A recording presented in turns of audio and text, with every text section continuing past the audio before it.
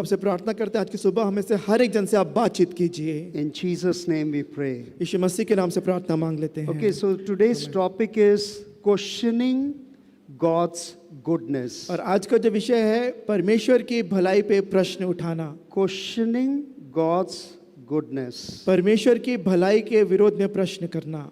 So I picked up Psalm 145 and we will study verse 9.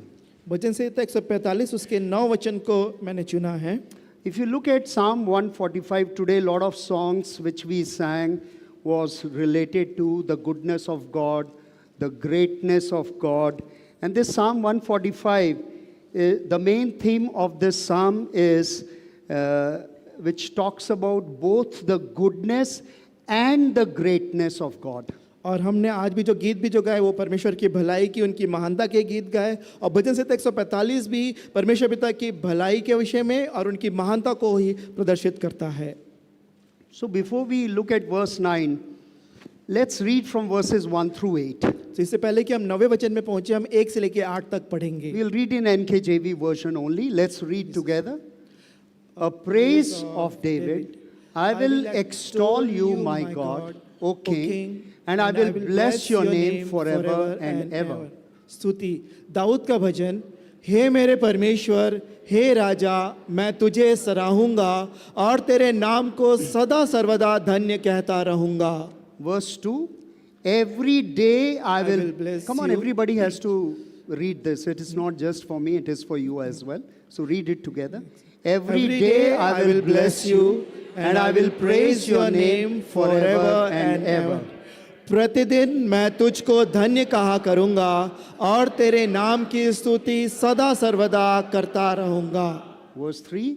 Great is the Lord and greatly to be praised, and his greatness is unsearchable. यहोवा महान और अति स्तुति के योग्य है और उसकी बड़ाई अगम है।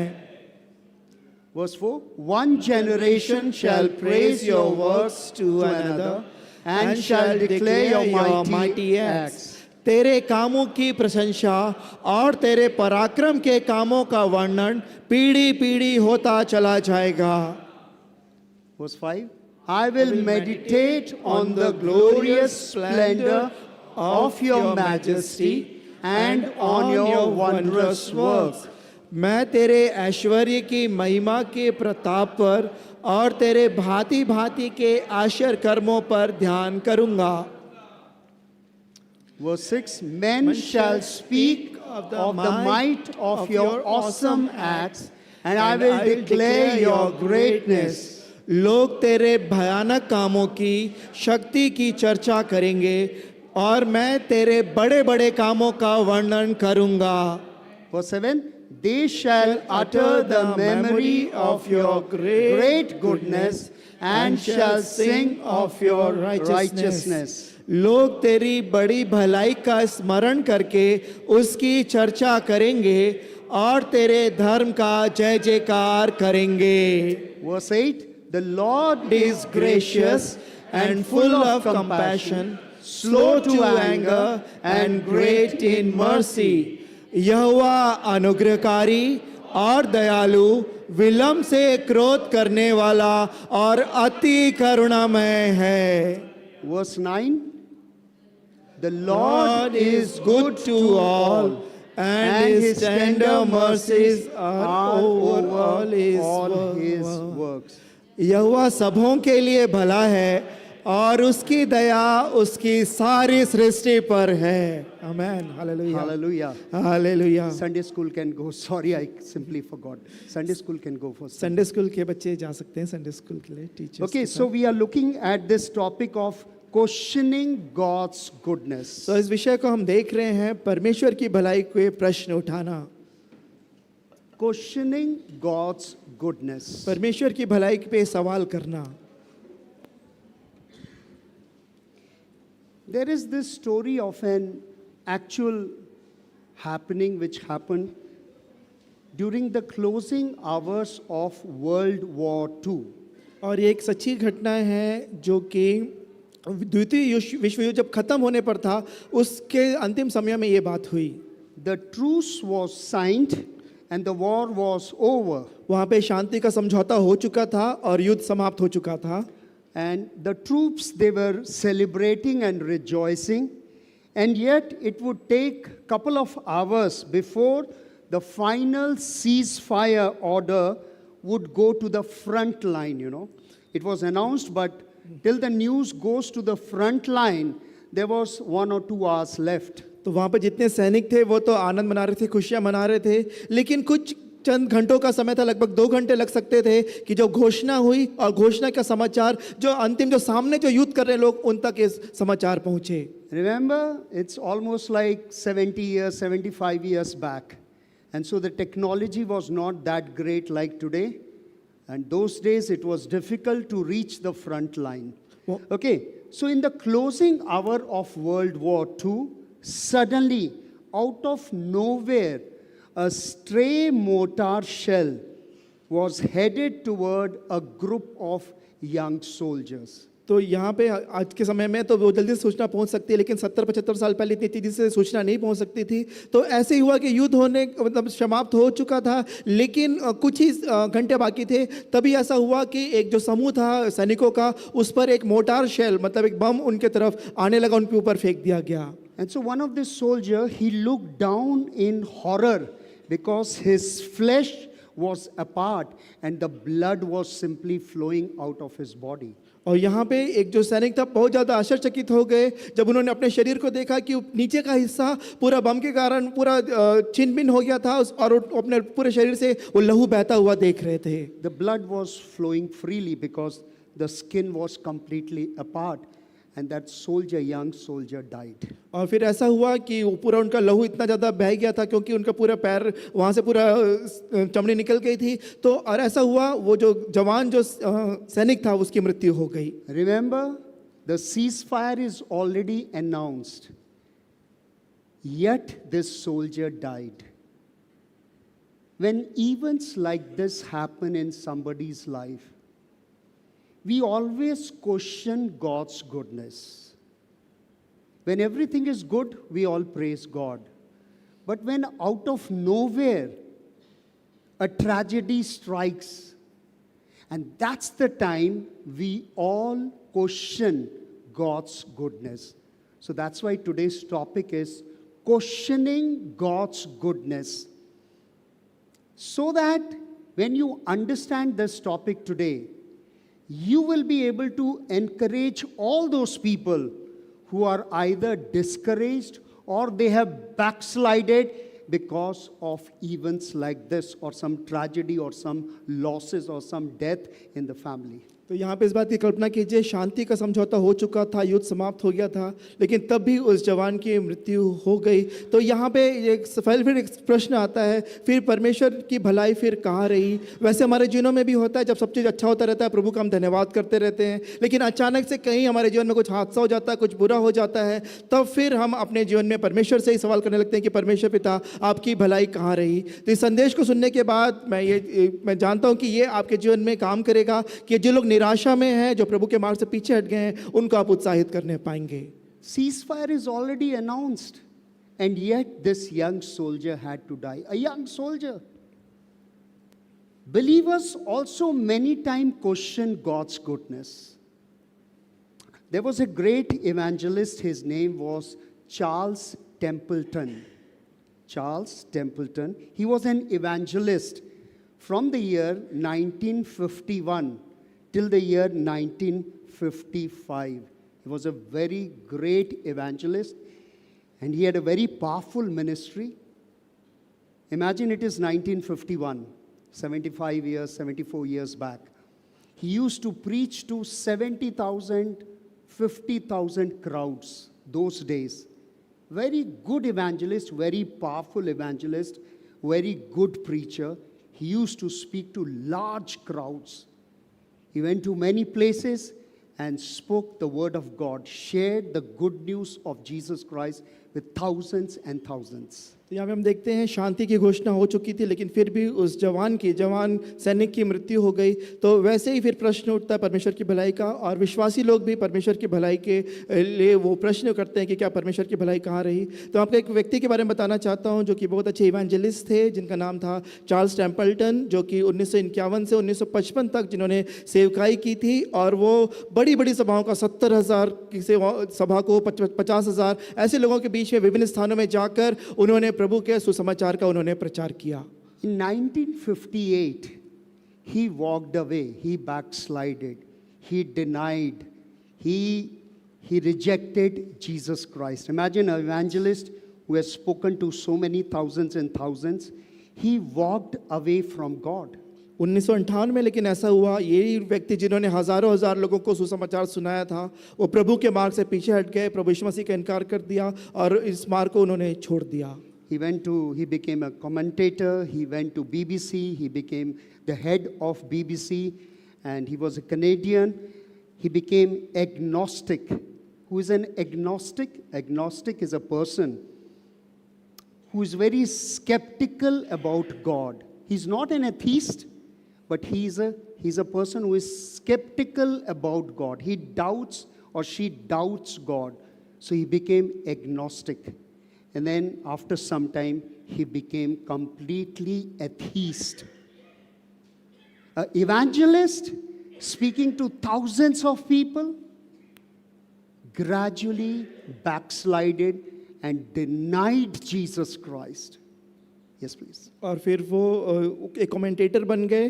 कमेंटेटर बनने के बाद वो बीबीसी में कमेंटेटर बने, फिर बीबीसी के वो हेड बन गए। वो कनाडा देश से थे, कनाडा से। फिर उसके बाद ऐसा हुआ कि वो एक एग्नोस्टिक बन गया। एग्नोस्टिक एक वैसा एक व्यक्ति होता है जो परमेश्वर की संप्रभुता पर हमेशा सवाल करता रहता है, परमेश्वर के प्रति उसके विषय में सवाल रहता है हमेशा। और फिर ऐसा हुआ होते होते अब वो बिल्कुल एक प्रकार से वो नास्तिक व्यक्ति बन गए, जो परमेश्वर को नहीं मानते थे, इस प्रकार के व्यक्ति हो गए। Once mightily used by God, this man denied faith. He looked at the world and said,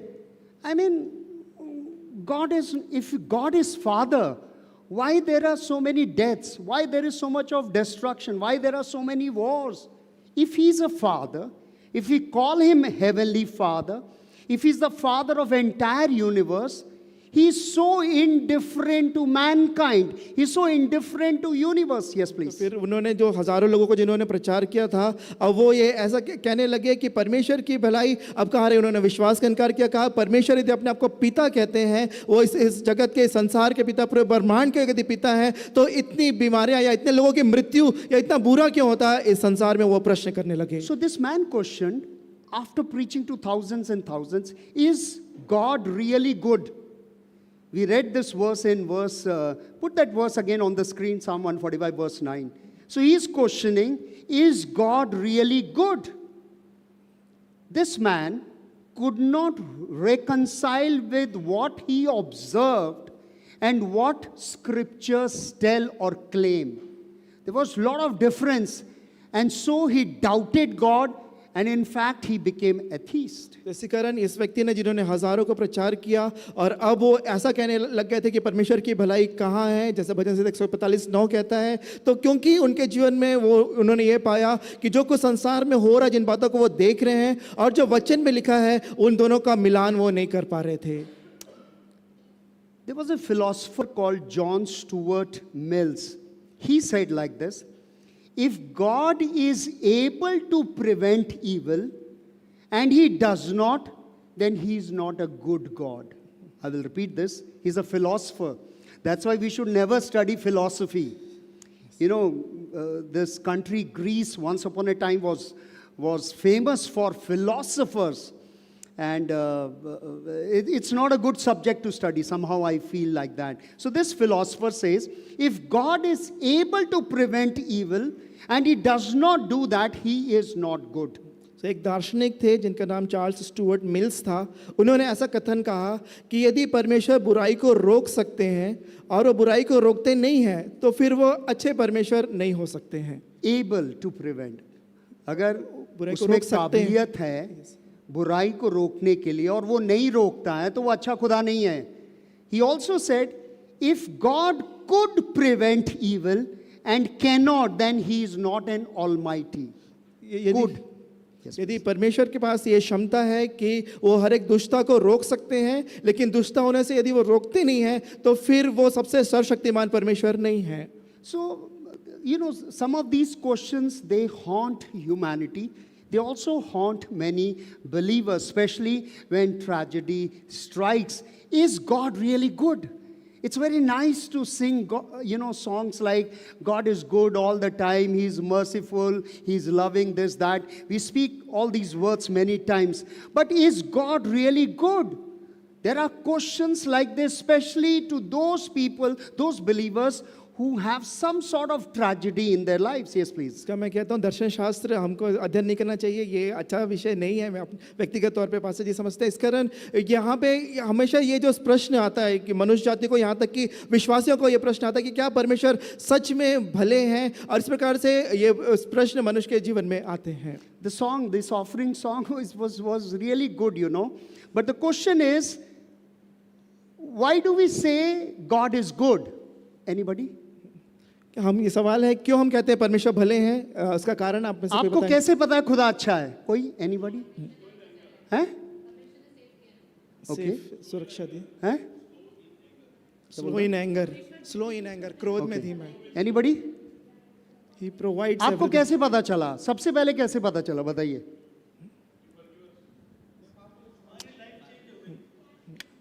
खाना मिला। सबसे पहले आपको कैसे पता चला खुदा भला है? मदर्स, मम्मी किसने बताया आपको? पेरेंट्स, मम्मी पापा ने, बाइबल से। एग्जैक्टली, बाइबल से, है ना। सामिस्ट में कितनी जगह भजन संहिता वाला लिखने वाला कहता है परमेश्वर भला है, right? That is how we came to know, and then we experience that God is good. But the question is whether God is really good to everyone. The psalmist says He is good to all. But there are people in this world, I know some people in this church who have backslided. Why? Because they experienced certain tragedy in their life. And then they backslided. They said, there is no God. If there was God, why did this happen to us? Last year only, 2023, 1st January, one of our church person died. After a long illness, 1st of January, he passed away. And in that family, the girl brought the family to the Lord. उस परिवार में जो लड़की थी, सबसे पहले उसने यीशु मसीह को जाना, उसने अपने परिवार को लेके आई। फादर की डेथ हो गई, वो लड़की बिल्कुल बैकस्लाइड हो गई कि खुदा अगर खुदा है, सचमुच में वो है, तो उसने मेरे पापा को क्यों नहीं बचाया? For that girl, God is no longer good. He's not a good God because a tragedy struck the family. उस परिवार में एक मुसीबत आ गई, एक बड़ी मुश्किल आ गई और चैलेंजिंग सिचुएशन आ गया। आप और हमारे जीवन में भी many times we question God. We question the nature of God. Lord, are you really good? For most of us, we say, yes, He is good. How do we know that? Because we look at Jesus. Jesus did not promise कि आपकी जिंदगी में सब कुछ हमेशा अच्छा रहेगा। कई लोग यीशु मसीह पर इसलिए विश्वास कर लेते because they think everything will be fine now. They come only for blessings. वो सिर्फ कुछ मिल जाए, कुछ पा जाए, वो उसी लिए आते हैं। But when they expect something and that does not happen, they think that God is not good. But Jesus never promised that every situation will be good for you. He did not promise that all the days of your life you will only have good things. You will not go through bad things. He did not promise that. In fact, Jesus said you will have a lot of problems and difficulties in this life. Jesus acknowledged that there is a problem on this earth. यीशु मसीह ने इस बात को acknowledge किया कि इस पृथ्वी पर बहुत मुश्किलें हैं, इसलिए उसने एक प्रार्थना करी थी। Matthew chapter 6 verse 13, lead us not into temptation but deliver us from evil. हमें बुराई से बचा, इस प्रकार से उसने प्रार्थना करी। Which means there will be burai on this earth. John chapter 16 verse 33, it says like this, in this world you will have difficulties. Can you put 16:33 in amplified classic version, please?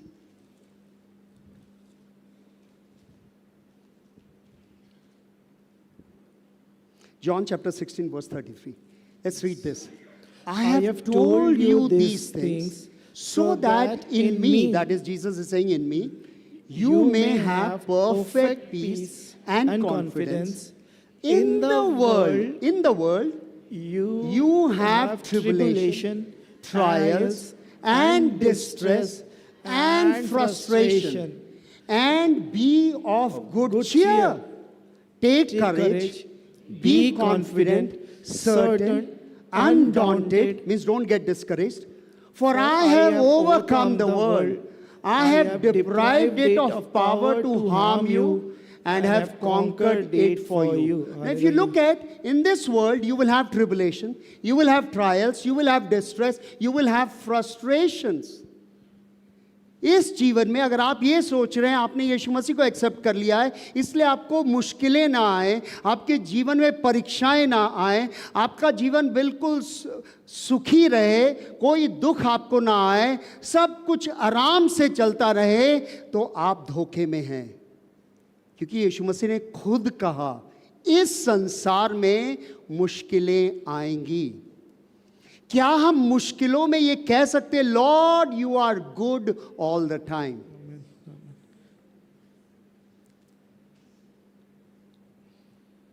People don't, believers don't. They will not read Bible, they will stop praying because they got discouraged. वो निराश हो गए, आशा टूट गई, backslide हो गए, यीशु मसीह का इनकार। ना जाने कितने ऐसे लोग हैं, they denied Jesus Christ because some distress or trial they went through. लोगों ने प्रभु यीशु मसीह का इनकार कर दिया जब उनके जीवन में कठिनाइयां परेशानियां आ गईं।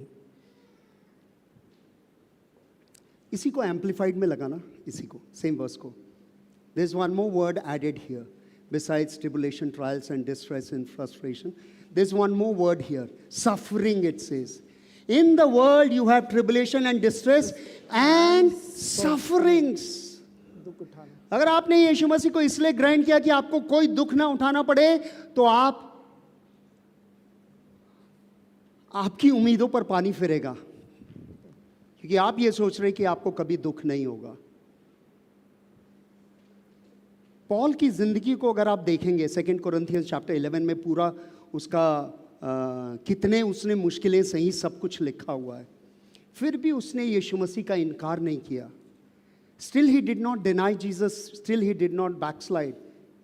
This man Charles Templeton, 50,000, 70,000 लोगों को he was preaching, and then when he started seeing difficulties in life, he backslided. He denied Jesus. He became an atheist.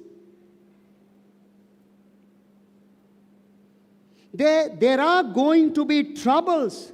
You will have problems in life. That is what Jesus is saying. Jesus not only acknowledged evil and pain, but he said, listen, I have overcome. Have confidence even if you are going through trouble. Amen. Don't give up. Don't deny me. उसने कहा ढांढस बांधो, be courageous, be confident, be undaunted, don't get discouraged, be filled with joy. कौन हंसता है दुख में, बताइए? थोड़ी सी बीमारी आ गई तो हम हाय हाय हाय हाय करते रहते हैं, और ज्यादा खतरनाक बीमारी आ गई तो और हाय हाय करते हैं। लेकिन यीशु मसीह कह रहे हैं तुम अगर दुखों से हो गए, आप जब लोग दुखी होते हैं तो वो कई चीजें छोड़ देते हैं, खुदा की संगति छोड़ देते हैं, खुदा के लोगों से बात करना छोड़ देते हैं, प्रार्थना करना छोड़ देते हैं। ये पिछले 25-30 साल का एक्सपीरियंस है। शुरू में सारे लोग आ जाते हैं एक साथ, फिर धीरे धीरे पीछे हो जाते हैं और फिर मुश्किल से 15-20 ही लोग बचते हैं जो वफादार रहते हैं, चाहे मुश्किलें हों। ऐसा नहीं कि उन्हें मुश्किलें नहीं होती हैं।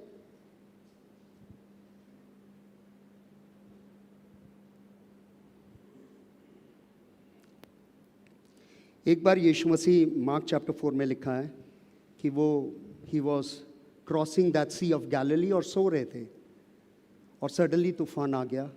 चेलों ने कहा, the disciple said, Jesus, master, Mark chapter 4 verse 39, it says, Master, we are perishing. His disciples cried, Master, we are perishing. हम मर रहे हैं, आप क्या कर रहे हैं?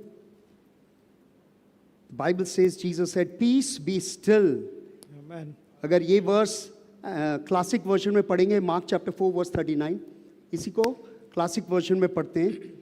It says Jesus arose and rebuked the wind and said to the sea, hush now, be still, muzzled, चुप। मजल का मतलब है मुंह बंद कर दिया उसका, Hallelujah. चुप कर दिया। आपने देखा होगा जिनके पास थोड़ा खतरनाक कुत्ते होते हैं, उसके मुंह में वो लगाते हैं, उसी को मजल बोलते हैं। मीन्स मुंह बंद, खोल नहीं सकता, वो काट नहीं सकता है। वही वर्ड है मजल्ड यहाँ पे। Be still, muzzled, and the Bible says the wind ceased, sank to rest as if exhausted by its beating. And there was immediately a great calm, a perfect peacefulness, it says. Yes, please. तो यहाँ पे प्रभु यीशु मसीह ने कहा, तब उसने उठकर आंधी को डांटा और पानी से कहा, शांत रहे, थम जा, और आंधी थम गई और बड़ा चैन हो गया। यहाँ पे ऐसे लिखा है कि जैसे किसी को पिटाई पड़ती, उसका जब शांत हो जाता व्यक्ति, वैसे वो आंधी शांत हो गई। ये जो वर्ड है मजल्ड, यीशु मसीह ने तब यूज किया उन लोगों के लिए जिनके अंदर दुष्ट आत्माएं थी। यानी कि उन्हें निकालना है तो उन्हें बोलना नहीं चाहिए। दुष्ट आत्माएं जब निकालते हैं तो हम उनसे बातचीत नहीं करना चाहिए, उन्हें चुपचाप रिब्यूक करके निकालना चाहिए। That's the word Jesus used when he delivered people who were possessed with demons. So please note, in this life not all tragedies, not all earthquakes, not all cyclones are from God or acts of God. You have to know this. Not every earthquake, every cyclone, or every tragedy is because of an act of God. No, it is not. God is not sitting there, okay, I'm going to punish this person, okay, I will do this for them. I will send an earthquake and destroy them. He's not like that. And yet, if some earthquake comes or strikes, we blame God. Lord, we were worshipping you. Suppose अभी earthquake आ जाए और हम में से ज़्यादातर लोग मर जाएं, तो हमारे परिवार वाले बोले, अरे ये तो चर्च में आराधना कर रहे थे, फिर क्यों ऐसा हो गया? We will question God. Is it that God brought this for us? Many people will think like that. Yes, God only did this. And that is how people deny Jesus. That is how people blame Jesus for every tragedy in their lives. तो यहाँ पे जो शांत रहे शब्द है, प्रभु यीशु मसीह ने हर एक जब दुष्ट आत्मा को जब वो निकालते थे तब वो इस्तेमाल करते थे, यही शब्द यहाँ पे इस्तेमाल किया गया है। और दूसरी बात ये है कि जब भी जितने भी जो भूकंप आते हैं या जो हादसे होते हैं, जो त्रासदी आती है प्राकृतिक, ये सब परमेश्वर पिता के द्वारा की जाती है, ऐसा कहा जाता है। लेकिन आपको बताना चाहता हूँ, परमेश्वर पिता के द्वारा नहीं की जाती है। हर एक जो भूकंप है या हर एक जो त्रासदी होती है, परमेश्वर पिता के द्वारा नहीं होती उनमें से हर एक। और इसी कारण जब कभी ऐसा होता है तब फिर लोग, जब हादसे होते हैं तब लोग फिर प्रश्न करने लगते हैं, क्या परमेश्वर पिता आपने ऐसा क्यों किया है? लेकिन मैं बताना चाहता हूं, हर बार परमेश्वर पिता के द्वारा ये काम नहीं किया जाता। 2 Corinthians 4:4 says that it is the devil who is the god of this world. दूसरा कुरिन्थियों 4:4 बताता है कि इस संसार का ईश्वर तो शैतान है। John 12:31 says that it is the devil who is the prince of this world. और यूहन्ना 12:31 कहता है कि शैतान तो इस जगत का राजकुमार है। You know, when man sinned in the Garden of Eden, that is the time man gave authority to the devil to cause havoc on this earth. जब अदन की वाटिका में जब मनुष्य ने जब पहला पाप किया, तब उसने अधिकार वहां पे शैतान को दे दिया ताकि इस पृथ्वी पर वो अफरा तफरी मचाए. We know that Satan is the prince of this world. He is in control of so many things. That is why when Jesus was traveling in that small boat, what happened? Jesus rebuked. He said, "Stop, be still, be muzzled." He used that same word when he's using the word to rebuke demons. Which means that storm in the sea was not an act of God. It was an act of Satan. And Jesus rebuked it. That is how many tragedies in life, you have to rebuke it. Sicknesses in life, you have to rebuke that sickness. Because it is caused by Satan and not by God. Yes, please. क्योंकि शैतान पूरा जो संसार है शैतान के वश में पड़ा है, इस कारण वो ही ऐसे काम करता है. यहाँ पे हम देख सकते हैं यीशु मसीह के उदाहरण में ही, जब उस नाव पर वो जा रहे थे तो प्रभु यीशु मसीह ने खड़े होकर कहा, चुप रहे, शांत हो जा. जो चुप रहने की जो बात है, वो जो दुष्ट आत्माओं को निकालने के जब वो इस्तेमाल करते थे, उसी शब्द का इस्तेमाल किया. इसका मतलब है वो शैतान के द्वारा ये तूफान लाया गया था. वैसे ही हमारे दिनों में भी यदि कोई बीमारी है या कोई परिस्थिति है, हमको भी उनको डांटना है, चुप होने का हुक्म देना है. Why did that storm come? वो जो तूफान आया जिसको यीशु मसीह ने डांटा, क्यों आया था? क्योंकि शैतान नहीं चाहता था कि यीशु मसीह दूसरी तरफ जाएं, और वहां पे वो व्यक्ति था जिसके अंदर 2000 दुष्ट आत्माएं थी. क्योंकि यीशु मसीह ने उसको चंगा करना था. दुष्ट आत्माएं नहीं चाहती थी, शैतान नहीं चाहता था कि उसका छुटकारा हो.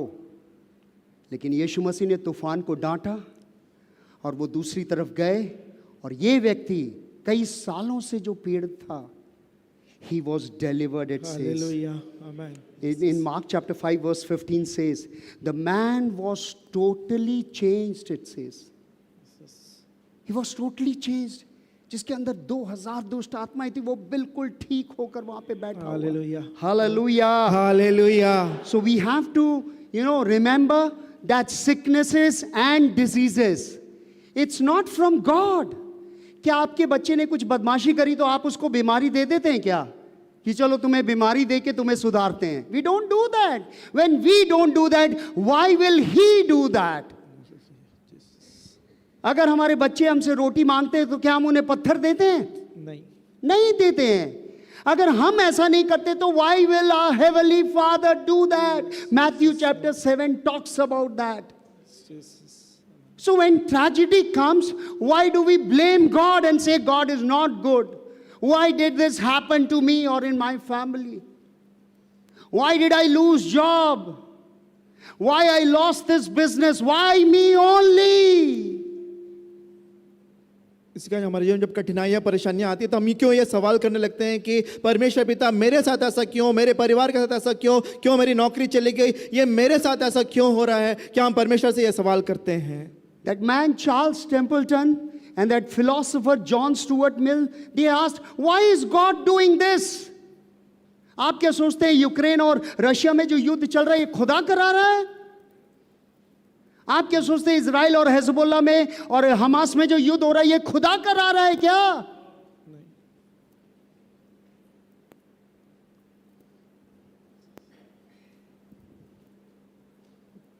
1 Corinthians 14:33 says, God is not the author of confusion. अगर गड़बड़ी है तो हम जिम्मेदार हैं, खुदा नहीं जिम्मेदार है. Because we are making wrong choices in life. Man brings harm to himself.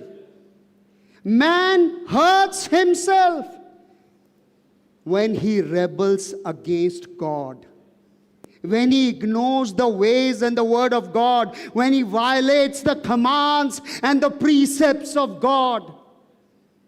Man is responsible, not God.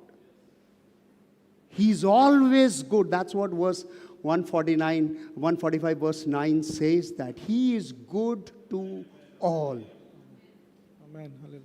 इस कारण यहाँ पे जो भी गड़बड़ी है वो मनुष्य अपने द्वारा ही अपने ऊपर लेकर आता है। जब वो परमेश्वर पिता की आज्ञा और नियमों और निर्देशों को जब वो पालन करने से जो मना करता है, परमेश्वर के से बलवा करता है, तब उसके ऊपर ये विपत्तियाँ, ये सारी बातें आती हैं। लेकिन परमेश्वर जो है हमेशा भले हैं, जैसा भजन संहिता 145:9 में लिखा है, वो सबों के लिए भले हैं। सो the question is, next question is, अच्छा भाई ठीक है, चलो खुदा जिम्मेदार नहीं है, तो खुदा तो शैतान से बड़ा है, दुष्ट आत्माओं से बड़ा है.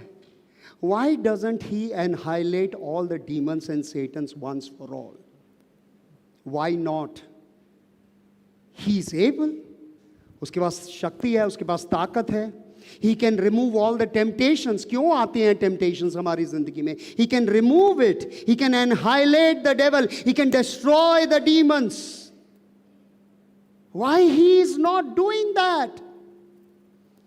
We will answer that question. Yes, और please. फिर दूसरा प्रश्न आता है कि परमेश्वर तो शैतान से, दुष्ट आत्माओं से, हर एक उनसे बढ़कर है, उन ज़्यादा सामर्थी हैं, उनको एक बार में हमेशा के लिए परमेश्वर पिता समाप्त क्यों नहीं कर सकते? क्योंकि क्यों नहीं कर देते? क्योंकि परमेश्वर पिता के पास वो सामर्थ है. In Genesis 1:26, put it quickly, NKJV only.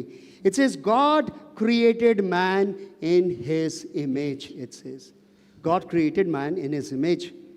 Because God is a sovereign God, he gave man a certain measure of sovereignty, independence, not remote control. He did not make us, like we are remotely being controlled by God. God made man in his image. God is a sovereign God. So when he made man in his image, he gave man certain degree of independence or sovereignty. Yes, please. तो यहाँ पे जब उत्पत्ति 1:26 हम देखते हैं, परमेश्वर पिता ने मनुष्य को अपने स्वरूप में बनाया. तो जैसे परमेश्वर पिता संप्रभु परमेश्वर हैं, जो स्वतंत्र परमेश्वर है, वैसे ही संप्रभुता और स्वतंत्रता परमेश्वर पिता ने मनुष्य का एक अंश उसका दिया है. Which means he allows us to make daily choices. Every day we make so many choices. He allows us to, you can make these choices independent of him. He won't force us into his ways. He won't force us to read his word. He won't force us that we should obey his commandment. He will not force us. It is your and my choice.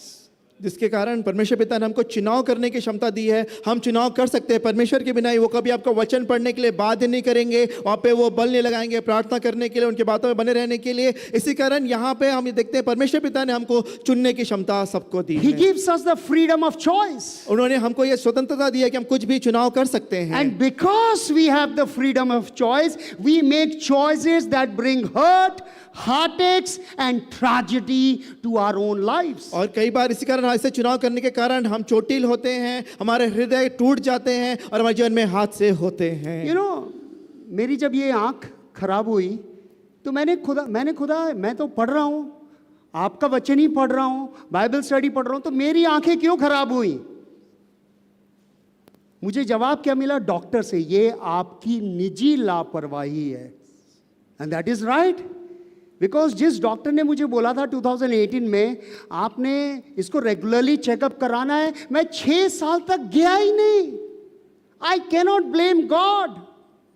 It was my choice, the choice I made, and that is hurting me now.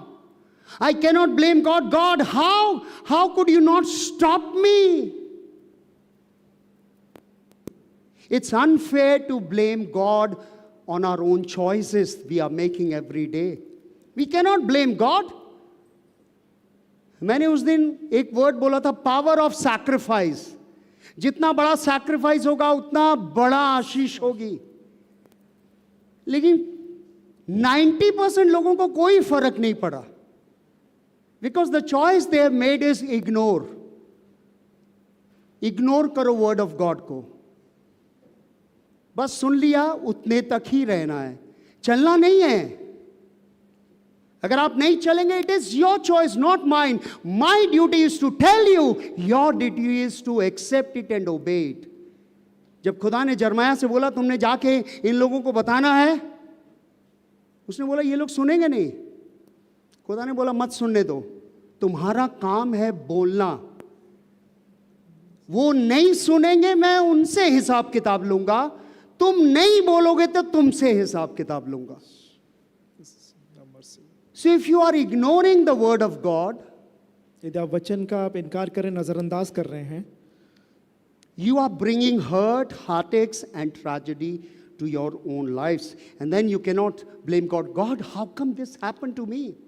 इस कारण आप फिर अपने जीवन में चोट को, हृदय के टूटने को और त्रासदी को अपने जीवन में निमंत्रण दे रहे हैं। फिर आप परमेश्वर से नहीं पूछ सकते, परमेश्वर पिता मेरे साथ ऐसा क्यों हो रहा है। So we cannot blame God. Why? Because God made us in His own image. He is a sovereign God. He made us sovereign, and He gave us a degree of freedom to make choices in our lives. इसका कभी भी हम परमेश्वर पिता पे सवाल नहीं उठा सकते हैं, उनसे प्रश्न नहीं कर सकते हैं, क्योंकि उन्होंने अपने स्वरूप में बनाया है, अपनी संप्रभुता हमको दी है ताकि हम अपने चुनाव खुद कर सकें। The second thing is that not only did God make you in His image and give you a certain degree of sovereignty so that you can have freedom of choices, but He made you for a purpose.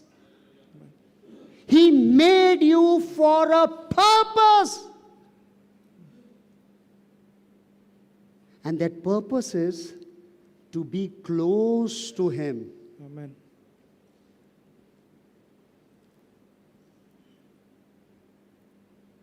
बच्चे क्यों पैदा होते हैं? कई लोगों को ज़रूरत नहीं है, वो पैदा नहीं करते, कुत्ते बिल्ली पाल लेते हैं। आजकल का ट्रेंड यही है। लेकिन खुदा ने इंसान को अपने स्वरूप में बनाया। बच्चे होते हैं, आपसे क्लोज होते हैं। जब आप बूढ़े हो जाते हैं तो वो आपकी देखभाल करते हैं, आपको देखते हैं, आपके नज़दीक रहते हैं, आपकी खबर रखते हैं। Intimacy.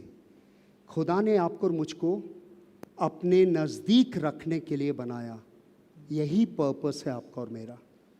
The purpose is that you remain close to him, come closer to him, come more closer to him, and come more and more closer to him. आमीन। इसका परमेश्वर पिता ने ना ही सिर्फ अपने स्वरूप में बनाकर हमको चुनाव करने की क्षमता दी है, स्वतंत्रता दी है, लेकिन साथ ही साथ हमको बनाया इसलिए है क्योंकि उनके पास एक उद्देश्य है, और वो उद्देश्य है कि हमेशा उनके नजदीक रहें, और नजदीक और नजदीक और नजदीक हम परमेश्वर के हम बने रहें। So the choice is we can come closer to God, or we can do the opposite, go away from God.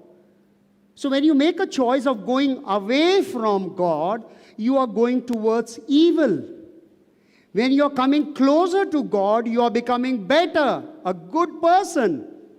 The more you go away from God, the more evil you will make, because it will be reflected in the choices you are making every day. तो इस कारण हमारे पास अब ये चुनाव है कि हम परमेश्वर के नजदीक आना चाहते हैं या परमेश्वर से दूर जाना चाहते हैं। यदि आप दूर जाना चाहेंगे तो दुष्टता, बुराइयों में आप और भी बदतर इंसान बनते जाएंगे, लेकिन जब परमेश्वर के जितने नजदीक आएंगे उतने अच्छे और बेहतर इंसान बन पाएंगे। So the alternative is you are going away from God, you are choosing sin, you are choosing evil, you are choosing to ignore God, and you are saying to God, God, I don't want to come closer to you. I want to live my own life.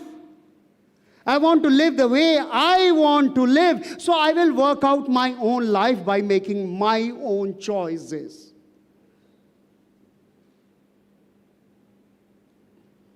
एक ज़माने में ऐसे भी लोग थे church में जो job तभी लेते थे जब संडे छुट्टी होती थी। क्यों? ताकि खुदा के घर में रहें, जाते रहें। कई लोगों ने ऐसा चुनाव किया जहां पे संडे भी वर्किंग है और वो खुदा से दूर होते गए और बिल्कुल लापता है वो।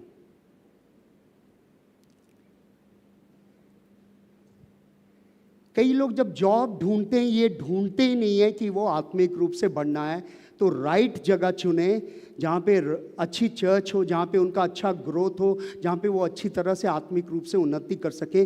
वो चुनाव करना आपका और मेरा जिम्मेदारी है, because he has chosen us for a purpose, and the purpose is to come closer to him, not to go away from him. परमेश्वर ने इसे उद्देश्य के लिए बनाया कि परमेश्वर के नजदीक जाएं, लेकिन यदि आप परमेश्वर से दूर जाना चाहते हैं, जब दूसरा विकल्प आप लेते हैं, आप परमेश्वर पिता से कह रहे हैं, परमेश्वर पिता आप में अपने जीवन की मैं स्वयं जिम्मेदारी लेता हूं, और पाप, गुनाह, अपराध और बुराइयों में वो व्यक्ति फिर वो चला जाता है। तो इसी कारण हमारे पास वो चुनाव का अवसर है। So God will allow that liberty. तुम दूर जाना चाहते हो, चले जाओ। खुदा आपको जबरदस्ती आपसे नहीं करेगा। He will never force you. Because He has given you that sovereignty to make freedom of choice. You have that freedom always. So God will allow you that liberty. He is good all the time. And because He is good all the time, and you have chosen to make a choice of going away from Him, He will allow that. And what happens then? You are bringing hurt, heartaches, and tragedies to your own life by going away from Him. क्या परमेश्वर पिता ने तो हमारे पास चुनाव रखा है कि उनके पास आने का, लेकिन यदि आप निर्णय लेते हैं कि मैं परमेश्वर पिता से मैं दूरी रहूंगा, तो फिर यहाँ पे जो परमेश्वर तो उनकी भलाई वहाँ पे है और परमेश्वर हमेशा भले हैं, लेकिन आप अपने चुनाव के कारण अपने जीवन में चोट को, हृदय के टूटने की बातों को और त्रासदी को आप निमंत्रण दे रहे हैं. So if you see today mankind, they have chosen to ignore coming closer to God.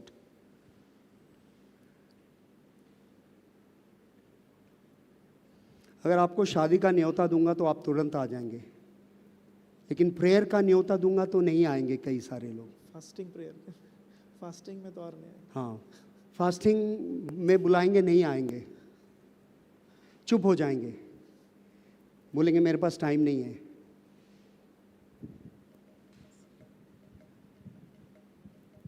लेकिन अगर शादी का न्योता है तो मेरठ भी जाना पड़ेगा तो चले जाएंगे, मुजफ्फरपुर भी जाना पड़ेगा चले जाएंगे, नगर भी जाना पड़ेगा चले जाएंगे. That shows, you know, what is there inside us. ये दिखाता है कि हमारे अंदर क्या है. In Luke chapter 13 verses 1 to 5, we are not reading that. Please listen to me. Luke chapter 13 verses 1 through 5. There's an insight into the question of God's goodness. इस कारण यदि लूका 13:1 से 5 यदि आप पढ़ेंगे, उसको अभी हम पढ़ेंगे नहीं, वहाँ पे लिखा गया कि परमेश्वर की भलाई किस प्रकार की वहाँ पे समझाया गया है. They were told in a season that about Galileans whose blood Pilate had mingled with the sacrifice. तो यहाँ पे उन गलीलियों के मृत्यु के विषय में लिखा है कि उनका जो लहू को जो पिलातुस ने जो लोग नाश हुए थे उनके साथ उसको मिला दिया था. Jesus answering and said unto them, do you suppose that these Galileans were sinners above all other Galileans? यानी कि जिनको मार दिया, तुम क्या सोचते हो कि ये जो दूसरे गैलिलियंस हैं उनसे बड़े पापी थे इसलिए मार दिया? That's the question Jesus asked. Yes, तो please. यही सवाल प्रभु यीशु मसीह ने कहा कि जिन गलीलियों की मृत्यु हो चुकी थी, क्या वो लोग ज्यादा पापी थे जो लोग बाकी गलीलियों से जो कि अभी जीवित हैं? Jesus said, no, I tell you, except you repent, you shall all likewise perish. यीशु मसीह ने कहा ऐसा बिल्कुल भी नहीं है, लेकिन तुम्हारे लिए आवश्यक है कि यदि तुम मन नहीं फिराओगे तो तुम भी उनके समान नाश हो जाओगे. Then Jesus further said, do you think those 18 people upon whom the tower of Shiloh fell and slew them, do you think that they were sinners above all men that dwelt in Jerusalem? तो फिर यहाँ प्रभु यीशु मसीह ने फिर से एक सवाल किया, जो शिलो का गुम्मट जिन लोगों के ऊपर गिर गया था, 18 लोग जिनकी मृत्यु हो गई थी, क्या वो बाकी जो गलीली लोग थे उनसे ज्यादा पापी थे? Jesus said, no. Yeshu Masih I tell you, except you repent, ye shall all likewise perish. प्रभु यीशु मसीह कहा नहीं, वो भी ज्यादा पापी नहीं थे, लेकिन तुम्हारे लिए है, यदि तुम मन ना फिराओगे तो तुम भी उनके समान नाश हो जाओगे. Many times, you know, when people go through tragedies, we think we are more righteous, that is why we are not having that problem. But Jesus is saying, no, don't ever think like that. Don't ever think they perished because they were worse sinners. Don't ever think about others that they are worse sinners. When something happens to others, you have to do one thing is you have to repent before God and say, Lord, please forgive me, rather than blaming somebody else. That is what Jesus is telling from this passage. और ये बात भी पाई जाती है, यदि किसी दूसरे के साथ बुरा हो रहा होता है तो हमको ऐसा लगता है कि वो व्यक्ति ज़्यादा बुरा था, इस कारण उनके जीवन में ऐसा हो रहा है. प्रभु यीशु मसीह कह रहे हैं ऐसा सोचने की आवश्यकता नहीं है. यदि ऐसा हो भी रहा हो किसी के साथ, तुम्हारी आवश्यकता है कि तुम मन फिराओ और तुम नाश ना हो. In other words, Jesus is saying, why are you asking about tragedy and evil in the lives of others when the real question is, when are you going to deal with the issues of your own life? जब कोई बीमार पड़ता हम सोचते यार इसने जरूर कुछ गड़बड़ की होगी इसलिए बीमारी इसको आई है। खुदा कह रहा है उसके बारे चिंता मत कर, तेरी जिंदगी में जो चल रहा है तो उसके बारे सोच। Think about your own life. Don't start blaming somebody else that, oh, they went through this tragedy. There must be something wrong with those people. इस कारण यहाँ पे कभी ऐसा मत सोचिए कि कोई दूसरा परेशानी या मुसीबत उनके जीवन में आई है, ये मत सोचिए कि उस व्यक्ति ने ज़्यादा बुराई किया, उसकी वजह से उनके ऊपर ये बात आई है। Lamentation 3:22 says that it is only because of Lord's mercy that we are not all consumed. It's only His mercy that you and I are alive. It's only His mercy that you and I are able to breathe. It is only His mercy that you and I can see and hear and walk and talk. It is His mercy, not your goodness. Not that you are a good person or you have done something good in your life. That is why you have escaped any tragedy in your life. कभी ऐसा ना सोचें, क्योंकि विलाप की 3 ऐसा कहता है, हम मिटने का यह यहोवा की महाकरुणा का फल है, क्योंकि उसकी दया अमर है। हम अभी जब जीवित हैं, सांस ले रहे हैं, हम खा पी रहे हैं, हर चीज़ हमारे जीवन में जब अच्छा चल रहा है, ये सिर्फ परमेश्वर की महाकरुणा के ही कारण है। हम कोई हमारी भलाई, कोई हम ज़्यादा धर्मी लोग नहीं हैं। It is only God's goodness that you are and me are alive today. ये सिर्फ परमेश्वर की भलाई ही है कि आप और मैं आज जीवित हैं। You know, the air we breathe, it is composed of nitrogen, oxygen and few other assorted gases. कारण इस बात को ध्यान रखें, यदि जो हम सांस भी जो हम लेते हैं उसमें सबसे ज़्यादा नाइट्रोजन होता है, ऑक्सीजन होता है और कुछ मात्रा में बाकी गैसेस होते हैं। If the oxygen content is increased just by 2%, the entire world will catch fire and everybody will burn. Just 2%. Everybody will burn if oxygen increases by 2%. और यदि ये ऑक्सीजन की मात्रा यदि 2% भी यदि बढ़ जाए तो पूरे पृथ्वी में आग लग जाएगी और सब जन नाश हो जाएंगे। Please don't touch my volume, eh? Don't touch my volume, eh? If the nitrogen content was 2% higher, we would all be immediately poisoned and we will die immediately. Just 2%. यदि नाइट्रोजन की संख्या यदि 2% बढ़ जाए तो हम सब को जहर बन जाएगा और सभी हम नाश हो जाएंगे। Now, who keeps this atmosphere in perfect combination of percentages? Who does that? Who does that? Charles Templeton questioned God, that God is ignorant of what is happening in this universe. And that's why he backslided. He questioned the goodness of God. Many times we also question God's goodness, especially in tragedies. We all have rebelled against him. We all have sinned against him. Yet he is good and merciful to all. Thank you, Lord Jesus. Even those who worship images.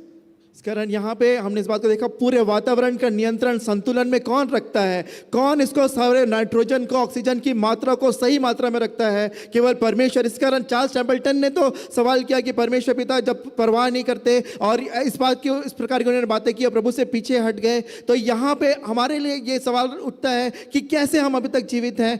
कि सिर्फ जो है ये परमेश्वर पिता की दया के कारण है, परमेश्वर की भलाई ही है। Psalm 145, please, 8 and 9, we will read it again in NKJV version, which says like this, that he is slow to anger. The Lord is gracious, full of compassion. Let's read together. The Lord is gracious and full of compassion, slow to anger and great in mercy. Great. Hallelujah. Hallelujah. You know, just think about your life. अपने जीवन के बारे में सोचिए। वो गाना गाया ना जलीना ने, क्या था गाना? तुमसा तू कोई कितना नहीं, तुमसा कोई नहीं है, तुमसा कोई नहीं, तुमसा कोई नहीं। नहीं। वो कितना भला परमेश्वर है। आप और हम ना जाने उसको कितनी बार इग्नोर कर देते हैं। आप और हम ना जाने कितनी बार उसकी तौहीन कर देते हैं। कई बार अनाप शनाप बोल देते, कई बार हम उसके नज़दीक आना नहीं चाहते, कई बार हम उसका वचन नहीं पढ़ना चाहते हैं, कई बार हम बहुत सारी ऐसी चीज़ें करते हैं जिससे खुदा को दुख पहुंचता है, लेकिन फिर भी वो आप पर और मुझ पर दया करता है, अनुग्रह करता है, विलंब से क्रोध करता है। आप और हम अगर मौका मिले तो हम एक दूसरे को कुछ भी करने के लिए, किसी ने कुछ गलती की तो हम तुरंत पनिशमेंट देने के लिए तैयार रहते हैं, लेकिन खुदा ऐसे नहीं करता है। He is merciful in spite of we have not lived a perfect life, we have not lived a perfect righteous life, yet He is gracious, full of compassion, slow to anger and great in mercy. Yes, please. हमने कोई अपने जीवन को बिल्कुल हमने सिद्धता में हमने नहीं चलाया है, हम परमेश्वर के विरुद्ध में बलवा किया, तब भी परमेश्वर पिता हमारे प्रति भले बने रहते हैं, क्योंकि वो अनुग्रहकारी हैं, दयालु हैं, विलंब से क्रोध करने वाले हैं और अति करुणामय हैं। नेक्स्ट वर्स में लिखा है इस प्रकार से, verse 9, the Lord is good to all and his tender mercies are over all his work. So the question is, जब हम मुश्किलों से गुजरते हैं, जब तकलीफों से गुजरते हैं, तो हमारा क्वेश्चन ये नहीं होना चाहिए कि खुदा तेरी भलाई कहां गई। That is not the question we should be asking. Rather, we should be asking, Lord, why are you so good? हम अच्छे नहीं हैं, फिर भी आप अच्छे हैं। आपने जैसा कहा हमने वैसा नहीं किया, फिर भी आप अच्छे हैं। Thank you, Lord Jesus. हम नाश नहीं हुए। हाँ, दुख उठा रहे, मुश्किलें उठा रहे, वो हमारे खुद का चुनाव है।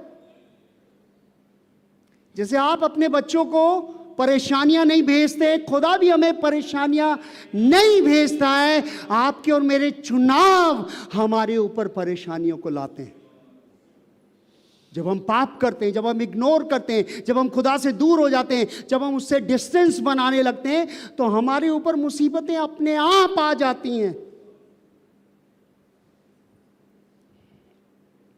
इसलिए कभी ये सवाल ना करें, खुदा इस दुनिया में कितनी बुराइयां हैं, why is there so much of evil? That is what that man Charles Templeton said. खुदा तो, अगर खुदा होता तो भाई इस यूनिवर्स में इतनी प्रॉब्लम्स क्यों होती? प्रॉब्लम्स मनुष्य का अपना चुनाव है, खुदा ने नहीं भेजा।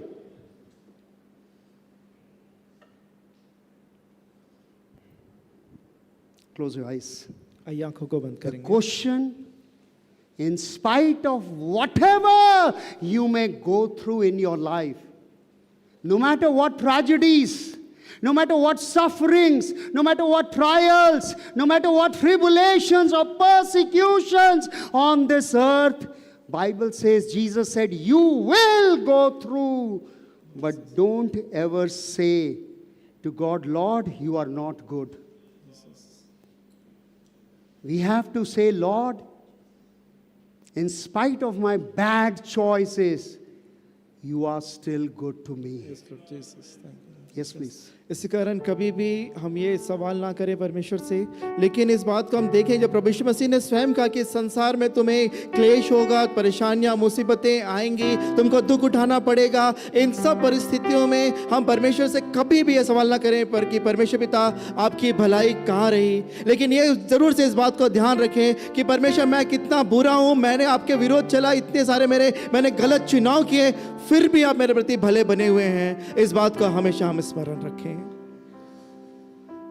Lord, we repent this morning. हाँ प्रभु जी, आज के दिन आज हम मन फिराते हैं और ये पश्चाताप करते हैं प्रभु। The wrong choices and the bad choices we have made in this life. हाँ प्रभु जी, गलत और बुरे चुनाव को जो हमने किया है प्रभु जी, आपसे क्षमा So many times we have ignored you, Lord. कई बार आपको नजरअंदाज कर दिया है प्रभु। So many times we have gone away from you, Lord. हाँ प्रभु जी, कई बार आपसे दूर चले गए हैं प्रभु। So many times we have rejected your कई voice. बार आपकी आवाज का हमने इनकार कर दिया है प्रभु। So many times we have disobeyed you. हाँ जी, कई बार हमने आज्ञा नहीं मानी है प्रभु। So many times we have shown by our life that we are worse than unbelievers. हाँ प्रभु जी, कई बार अपने जीवन के रास्ते दर्शाया कि हम अविश्वासियों से भी बदतर लोग हैं प्रभु। Yet you showed your mercy, and yet you are good to us, O Lord. लेकिन फिर भी आपने अपनी करुणा और दया को हमको दिखाया प्रभु जी, हमारे प्रति आप भले बने रहे हैं प्रभु। Lord, if we look back to our life, we really regret many decisions, many choices we have made in our lives, O Lord. हाँ प्रभु जी, अपने जीवन में जब हम देखते हैं पिछले समयों में हमने कितने ज्यादा हमने ऐसे निर्णय लिए जिससे हमको आज भी पछतावा होता है प्रभु। You have made us with a purpose, and that purpose is to come closer to you, Lord. Help us to make choices that will show signs that we are coming closer and closer to you, Lord. हाँ प्रभु जी, आपने हम सबों को इसलिए रचा है प्रभु जी, एक उद्देश्य के लिए कि हम आपके नजदीक आने पाए प्रभु जी, और होने दे हमारे जीवन के द्वारा वो चिन्ह वो निशान प्रकट होने पाए कि आपके नजदीक हम That हैं we Prabhu. may never with the world question your goodness, but in all situation we may say God is good all the time. इसका कभी जो हमने कोई भी परिस्थिति क्यों ना है, कभी भी आपके भलाई पे हम प्रश्न चिन्ह नहीं उठाएंगे, परंतु प्रभु जी हम ये कहते रहेंगे परमेश्वर भला है हमेशा हमेशा के लिए। Holy Spirit, you help each one of us, पवित्र आत्मा हम सबकी आप सहायता मदद करें प्रभु, that the choices we make will reflect righteousness in our life. हाँ प्रभु जी होने दे ताकि जो भी चुनाव हम करें हमारे जीवन में धार्मिकता प्रकट होने पाए प्रभु। Help us that we will not be ignorant of the devices of the devil, O Lord. हाँ प्रभु जी, कभी भी हम शैतान की चालों से हम अनजान न बने रहे प्रभु, That we will make choices to come closer to you and be your good witnesses. ताकि हम ऐसे चुनाव करें प्रभु जी कि आपके और नजदीक आए और आपके समर्थी गवाह बनने पाए प्रभु। That we don't live on this earth just to live a tourist life, but a pilgrim life, a life of purpose, a life to come closer to you, a life to reflect the glory of God through our lives. हाँ प्रभु जी, संसार का जो जीवन है प्रभु जी, एक tourist के समान घूमने फिरने वाले व्यक्ति के समान हम नष्ट न करें समय को, लेकिन एक तीर्थ यात्री के समान प्रभु जी, जिस उद्देश्य के लिए आपने हमको बनाया है प्रभु जी, आपके नजदीक आने के प्रभु जी, वो सारे चिन्ह हमारे जीवन से प्रकट होने पाए। Lord, I pray for every young person here that they will come closer and closer to you, Lord, in spite of what they may be going through. Holy Spirit, you convict them of any kind of sin in their life and help them to walk in your righteousness. हाँ प्रभु जी, विशेष करके मैं जवानों के लिए प्रार्थना करता हूँ प्रभु जी, हमें से यहाँ से कोई भी जवान यहाँ पे निराश ना हो, परंतु प्रभु जी पवित्र आत्मा उनको यदि उनके जीवन में कोई पाप है उसके प्रति आप उन्हें कायल करें, और ताकि वो आपके पवित्रता में आपकी नजदीकी में वो आ जाए प्रभु। Lord, we also pray for all those who have backslided or those who are giving excuses. We pray that right now you speak to them and show them that you are a good God. It is not you who have brought tragedies to their lives, but it is their own choices. So help them, Lord, to come back to you and fulfill the purpose for which you have chosen them, O Lord. Lord, यदि कोई हमें से कोई जो पीछे हट गए हैं प्रभु जी, जो अभी बहाने बना रहे हैं प्रभु जी, मैं प्रार्थना करता हूं प्रभु जी, वो जानने पाए कि आप हमेशा उनके जीवन के प्रति वो भले हैं प्रभु जी। आप सहायता मदद करें कि हर एक जो बुरे चुनाव गलत चुनाव जो किए प्रभु जी, उनसे मुड़ के प्रभु जी आपकी ओर वो नजदीक आने पाए, जानने पाए आप हमेशा भले हैं प्रभु। In Jesus' precious name we pray. यीशु मसीह के बहुमूल्य नाम में प्रार्थना मांग लेते हैं। Let's all stand and receive the benediction. आइए हम खड़े होंगे, आशीष वचन ग्रहण करेंगे।